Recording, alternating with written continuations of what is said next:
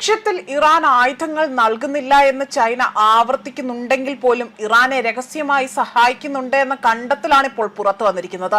അമേരിക്കയെ തകർക്കാൻ ചൈനയുടെ ചാരക്കണ്ണുകൾ സദാസമയം ഇറാന് കൈമാറിക്കൊണ്ട് പ്രവർത്തിക്കുന്നതായിട്ടുള്ള തെളിവുകളാണ് ഇപ്പോൾ പുറത്തു വന്നിരിക്കുന്നത്. അതായത് TEE-01B എന്ന് പേരിട്ടിട്ടുള്ള ഒരു ഉപഗ്രഹം, അതാകട്ടെ ഒരു ചൈനീസ് കമ്പനിയായ എർത്ത് ഐ എന്ന കമ്പനി വികസിപ്പിച്ചെടുത്തതാണ്. ഇതാണിപ്പോൾ ഇറാനെ സഹായിക്കാൻ ചൈനയുടെ ചാരക്കണ്ണുകളായി തന്നെ പ്രവർത്തിക്കുന്നത് എന്നതാണ് വ്യക്തമായിരിക്കുന്നത്. കഴിഞ്ഞ വർഷം ഇവ രഹസ്യമായി തന്നെ സ്വന്തമാക്കിയ ചൈനീസ് നിർമ്മിത ഉപഗ്രഹം ഇതുപയോഗിച്ചുകൊണ്ട് മിഡിൽ ഈസ്റ്റിലെ അമേരിക്കൻ സൈനിക നീക്കങ്ങളെ നിരീക്ഷിക്കാൻ ഇറാൻ ഉപയോഗിക്കുന്നതായിട്ടുള്ള റിപ്പോർട്ടാണ് പുറത്തുവരുന്നത്. മാത്രമല്ല, ഈ ഒരു സമയം ചൈനയാകട്ടെ ഈ ഉപഗ്രഹം വിക്ഷേപണത്തിന് ശേഷം ഇസ്ലാമിക് റവല്യൂഷണറി ഗാർഡ് കോർപ്സിന്റെ ആ ഒരു എയറോസ്പേസ് ഫോഴ്സിന് കൈമാറിയതായിട്ടാണ് അറിയിച്ചിരിക്കുന്നത്. അമേരിക്കൻ സ്റ്റെൽത്ത് വിമാനങ്ങളെ പോലും കണ്ടെത്താൻ ശേഷിയുള്ള ആധുനിക റഡാർ സംവിധാനങ്ങൾ ഇതിൽ ചൈനയിൽ നിന്ന് പോലും ഇറാൻ സ്വന്തമാക്കിയിട്ടുണ്ട് എന്നതിന്റെ ഏറ്റവും വലിയ തെളിവാണ് ഈ പുറത്തു വന്ന വാർത്ത സൂചിപ്പിക്കുന്നത്.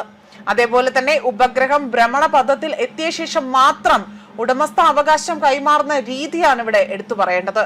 ഇതുവഴി ചൈനയ്ക്ക് തങ്ങളുടെ പങ്കാളിത്തം രഹസ്യമാക്കി വെക്കാൻ കൂടുതൽ സാധിക്കുകയാണ് ചെയ്യുന്നത്.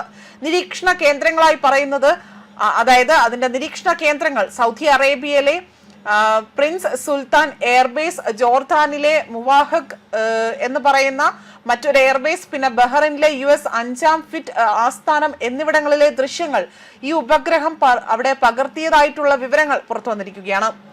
മാത്രമല്ല, മാർച്ച് 13, 14, 15 തീയതികളിൽ ഉപഗ്രഹം നൽകിയ വിവരങ്ങൾക്ക് പിന്നാലെ തന്നെ പല അമേരിക്കൻ താവളങ്ങളിലും ആക്രമണം ഉണ്ടായതായും അമേരിക്കൻ പ്രസിഡന്റ് ഡൊണാൾഡ് ട്രംപ് തന്നെ നാശനഷ്ടങ്ങൾ സ്ഥിരീകരിച്ചതായും റിപ്പോർട്ടുകൾ സൂചിപ്പിക്കുന്നുണ്ട്.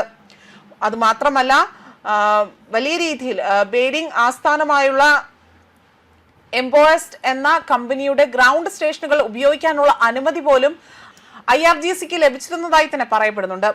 ഇറാൻ ഉപയോഗിക്കുന്ന മറ്റ് ചൈനീസ് സാങ്കേതിക വിദ്യകളായി പറയുന്ന ചില സാങ്കേതിക വിദ്യകൾ കൂടെ എടുത്തു പറയേണ്ടതാണ്. ചൈനയും ഇറാനും തമ്മിലുള്ള സൈനിക സഹകരണം ഉപഗ്രഹങ്ങളിൽ മാത്രം ഒതുങ്ങുന്നതല്ല എന്നതും ഇവിടെ സൂചിപ്പിക്കുന്നുണ്ട്. പതിറ്റാണ്ടുകളായി തന്നെ ഇറാൻ തങ്ങളുടെ സൈനിക ശക്തി വർദ്ധിപ്പിക്കാൻ ചൈനീസ് സാങ്കേതിക വിദ്യയെ ആശ്രയിക്കുന്നുണ്ട്. അതിൽ സാങ്കേതിക വിദ്യയിൽ ബാലിസ്റ്റിക് മിസൈൽ സാങ്കേതിക വിദ്യ ആദ്യമായി പറയേണ്ടതാണ്. ഇറാന്റെ മിസൈൽ പരിപാടികളുടെ നട്ടെല്ല് ചൈനീസ് സാങ്കേതിക വിദ്യയാണ് എന്ന് US ആരോപണം ഉന്നയിക്കുമ്പോൾ, മിസൈലുകൾ നിർമ്മിക്കാൻ ആവശ്യമായ ട്യുവൽ US, അതായത് സൈനിക ആവശ്യത്തിന് സിവിൽ ആവശ്യത്തിനും തന്നെ ഉപയോഗിക്കുന്ന ഘടകങ്ങൾ ചൈന വ്യാപകമായി തന്നെ ഇറാനിലേക്ക് കയറ്റുമതി ചെയ്യുന്നുണ്ട് എന്നതാണ് വ്യക്തമാക്കിയിരിക്കുന്നത്.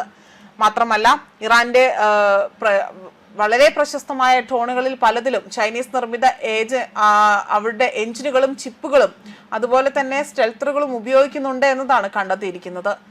എന്നാൽ ചൈനയാകട്ടെ ഒരിക്കൽ പോലും ഇറാനെ ഈ ഒരു യുദ്ധം തുടങ്ങിയ സമയം മുതൽ ഒരിക്കൽ പോലും ഇറാനെ സൈനിക പിൻബലം നൽകി അവർ അതിനെ പൂർണ്ണമായും പിന്തുണച്ചിട്ടില്ല എന്ന ഒരു വാദമാണ് ഇപ്പോൾ ഉന്നയിച്ചിരിക്കുന്നത്. എന്നാൽ അമേരിക്കൻ പ്രസിഡന്റ് ഡൊണാൾഡ് ട്രംപ് ആകട്ടെ ചൈന ഇറാന് ആയുധങ്ങൾ നൽകില്ല എന്ന് ചൈനീസ് പ്രസിഡന്റ് തന്നെ അദ്ദേഹത്തോട് പറഞ്ഞതായി തന്നെ ട്രംപ് ഇവിടെ ഉന്നയിക്കുന്നുണ്ട്. എന്നാൽ ഈ വാദത്തെ എല്ലാം പിന്തള്ളിക്കൊണ്ടാണ് ഇപ്പോൾ ചൈനയാകട്ടെ ഇത്തരം ഒരു രീതിയിൽ തങ്ങൾ ഏർപ്പെട്ടിട്ടില്ല എന്നതും കൂടുതൽ ഇത്തരത്തിൽ പറയുന്ന വാചകങ്ങൾ കൂടുതൽ ആശയക്കുഴപ്പത്തിന് കാരണമാകുന്നുണ്ട് എന്നതാണ് വിലയിരുത്തൽ പുറത്തു വരുന്നത്.